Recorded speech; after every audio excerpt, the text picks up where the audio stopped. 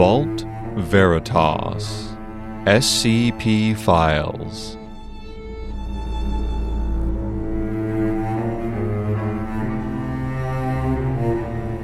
Episode 57 Ripples.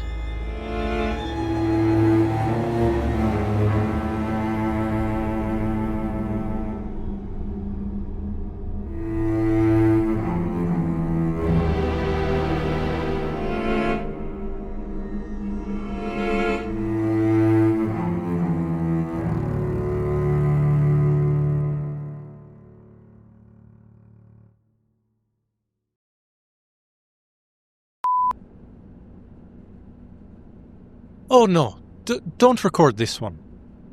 Whatever you say, I want it on record. Generally speaking, that's a terrible instinct in the Foundation. This is not something you want Miranda to overhear. I'm not giving it to Miranda. It's for me. If something happens to my memory again, I want insurance. I won't be left with nothing again. Fair enough. A deal then. This tape stays here, in the tunnels. You can record anything you want, as much as you want. Should your memory vanish again, I'll bring you here to listen. What'd you say? Deal. So,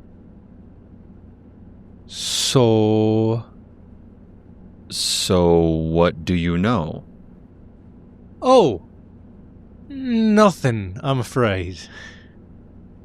I don't believe that for a second. Fine. Then believe this. The information you want isn't mine. It's Miranda's. You send every report to her for review. And she does review them. Carefully. Why? Why does she care so much? That's the real question, isn't it? I'm asking you. And I'm telling you, I don't know. But she's the one who brought you here to read an endless backlog of outdated reports. And only gave you a half-baked excuse to boot. So that's where you need to seek your information. She's not going to just tell me what she's doing. So don't ask her. I don't follow. Don't ask how I know this, but her door opens with the site master key. And her computer passcode is 431500. I really want to ask how you know that. Like I said, don't. Snooping through my boss's office feels like a fast track to termination. Then don't get caught. Easy enough to say. Niall, I don't think I can go through with it. Up to you. But if you ever need a distraction, well, you know where to find me. Any advice? Actually, yeah. I have an SCP you could use. The Cap of Neglect. Here. Wait, do you just carry that around with you? It was already here from a previous project. It's just been sitting here for a bit. Meant to return it. Haven't had the time.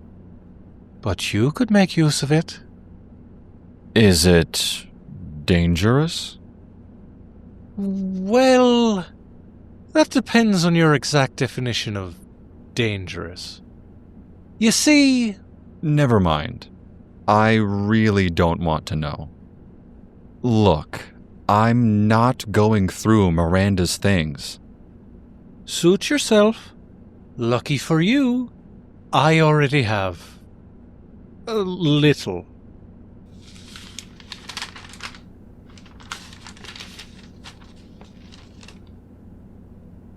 You stole this? Pinched it during a meeting. Well, more a forced performance review. She was going on and on about not antagonizing Seth again, or something along those lines. I don't know. I wasn't paying attention. But I saw your name on the first page. See? Right here. She wrote it on the top and circled it. And well, I couldn't resist. Huh. Post-review containment behavior analysis. SCP-1183. The Piles of Everything. Object class, safe. Risk assessment level, low. Report recorded April 27th, 2024. Dormancy duration, 3 months, 2 days, 14 hours. Researcher notes. Whatever you're doing, Dr. Sterling, keep doing it. It's working on our end. When the pile disappeared, we were completely baffled. It happened right on schedule, 126 hours and 14 minutes after the last pile, which was a clumped metal stack of Apple MacBook Pros. But instead of vanishing and being replaced by something new, like usual, nothing. It was just gone. We rowed ashore, poked around, and eventually figured that maybe it generated something so small we just couldn't see it. Nanodust, rare microorganisms, take your pick. But when another 126 hours passed and still no new pile, we had to accept the obvious. The island had just stopped. I can't tell you the panic that caused. You could have sent a heads up, you know. We contacted every site within 2,000 miles and spammed them with questions no one had a clue how to answer. Then, a month later, your letter finally arrived. Late, but hey, I forgive you. Whatever you did, it bought us 3 months without digging through garbage. We even got a bit of a holiday out of it. And D10443, one of our permanent prisoners who somehow has a weird connection to this whole place. He's the happiest I've ever seen him. Honestly, I've never seen him that peaceful before. Of course, it has since started up again. Just like that. Same timing.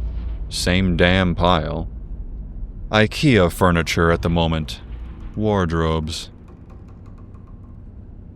Look, whatever it was you pulled off, if there's any chance you could do it again, please do let us know. Hopefully yours, Dr. Owen.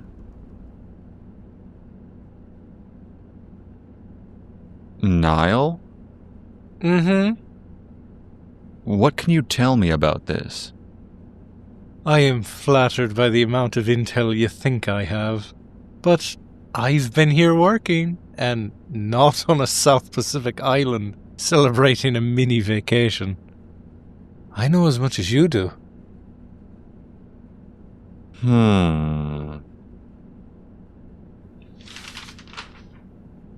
SCP-1207.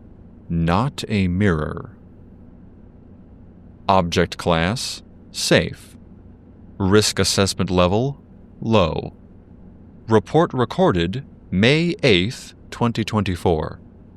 Dormancy duration, 5 months, 13 days, 2 hours. Researcher notes. Dear Dr. Sterling, I am not writing in response to your ham-fisted request for further data, but to inform you, graciously, that I have filed a formal complaint with the O4 Council regarding your conduct during your most recent experiment. Your failure to notify us in advance that you were tampering with the anomalous properties of SCP-1207 directly interfered with our scheduled testing.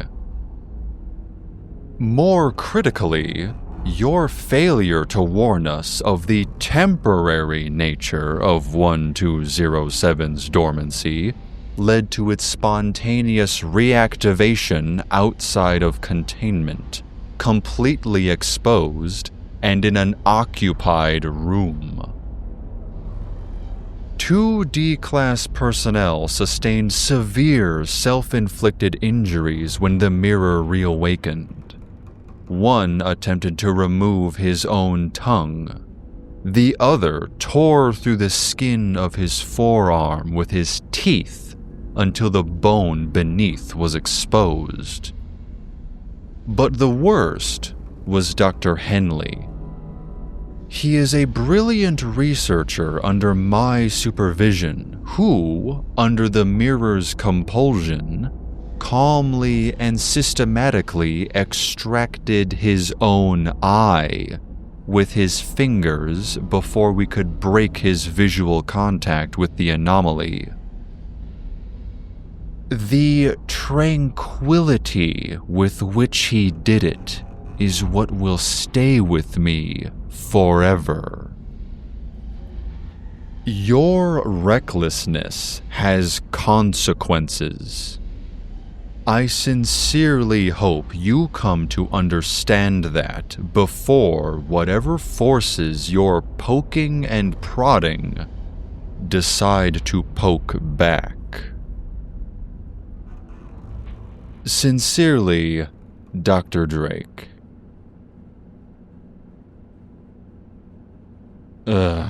These are not memories I was hoping to relive. That one sounds like their own faults for keeping the thing around uncovered. It should have been locked away. Even if an object loses its anomalous properties, you still treat it with care. Are we victim blaming now? Those D-classes didn't exactly have a choice. I'm not victim blaming. So much as frustrated with Dr. Drake. I can't even begin to imagine the choice words Miranda must have had for him. What's the next entry? SCP-2881. The Tree You Cannot Climb. Object Class: Safe. Risk Assessment Level: Low. Report recorded May 22nd, 2024. Dormancy duration: 5 months, 6 days, 15 hours. Researcher notes: The tree's back, and I hate that I'm relieved. It's returned to its usual paradox: perfectly unclimbable from the ground, infinitely climbable if you start from a ladder.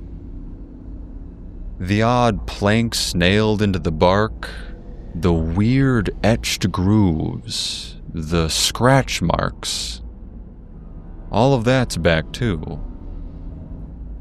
And, of course, whatever it is up there, that is back as well. We still think it can't descend. We still hope the anomaly of the tree is what's keeping it trapped. Which is why the last few months have been worse than usual. When we came out that morning and found just an ordinary ponderosa pine where the SCP had been, my stomach dropped. The bark was smooth, no damage, no handholds, no presence. It was just normal. And we were sure that meant the thing had climbed down. We spent months on full alert. Infrared cameras, motion sensors, new patrol ships. Hell, we had an MTF team on standby for a week. Everyone was tense. We kept waiting for it to arrive, but it didn't. And when weeks passed and nothing came, we started to wonder, did you fix it? Did you end it? But now it's back, and I can't help but be afraid all over again. The known is terrifying, yes. But the changes? That was worse. Can you do it again? Signed, Dr. Gallagher. There's a pattern. The SCPs, they all went dormant after I... Don't jump to conclusions yet. There's one more entry. SCP-650. The Startling Statue. Object Class: Euclid. Risk Assessment Level: Low. Report recorded June 5th, 2024. Frenzied duration: 8 months, 18 days, 10 hours. Researcher notes: Dr. Sterling, when we first received your message asking whether SCP-650 had been dormant, we honestly thought it was a joke. Or maybe you'd miswritten the designation number. Because for the better part of the last 8 months, it has been anything but dormant. Whatever containment method you're testing must work better on paper, because from our end, this thing has been teleporting non-stop, even when directly observed. The number of eyes on it has not seemed to matter. It has jumped behind researchers, knocked over equipment, and scared the absolute hell out of everyone within a 5-mile radius. It once teleported to startle our site director, despite having been fully illuminated and watched from multiple angles. At some point, we gave up trying to stop it and shifted to a passive protocol involving staying in its proximity as much as possible to make sure it startled us and not the rest of the facility. We've had staff working in rotating shifts in the observation chamber for months, just living with it. You ought to try eating lunch while a jet black humanoid statue teleports out of your line of sight and you just know it's right behind you, watching your every bite. And then it just stopped. No warning, no incident. The statue began to stand stock still. It hasn't moved since. The standard watch consistently containment rules seem to apply again. It no longer teleports while observed. We were finally able to introduce a rather basic containment protocol. Which brings us back to you. What exactly were you seeing on your end that made you think it had gone dormant? Because either we're dealing with some sort of cross-site perceptual anomaly, or you've got access to variables we don't. If this was caused, or reversed, by something in your department, it would be enormously helpful to know for future containment planning. Looking forward to any insight you're willing to share, Dr. Elwood. So there you have it. There I have what? This one breaks the pattern. There isn't enough here. Not in just these documents.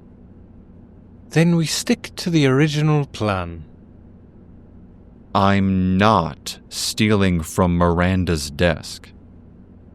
Then I suppose we'll never know why the anomalies you've been reading are either slipping into hibernation or breaking standard containment protocols like they simply don't exist. Niall. Oh, take your time. But when you're ready for a heist, come find me. Okay. I will.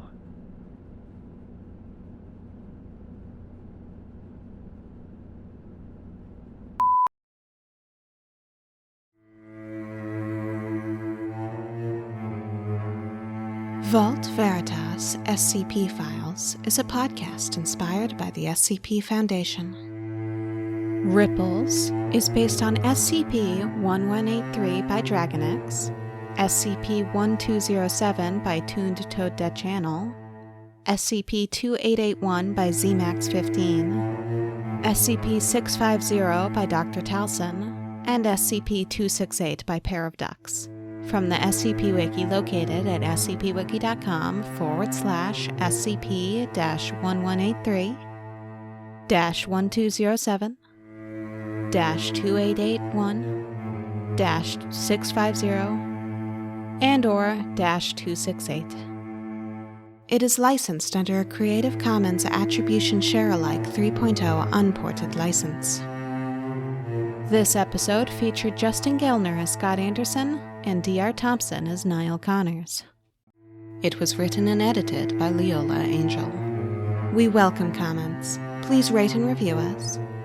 Email us at vaultveritas@gmail.com. Join our Discord channel using the link in the episode description.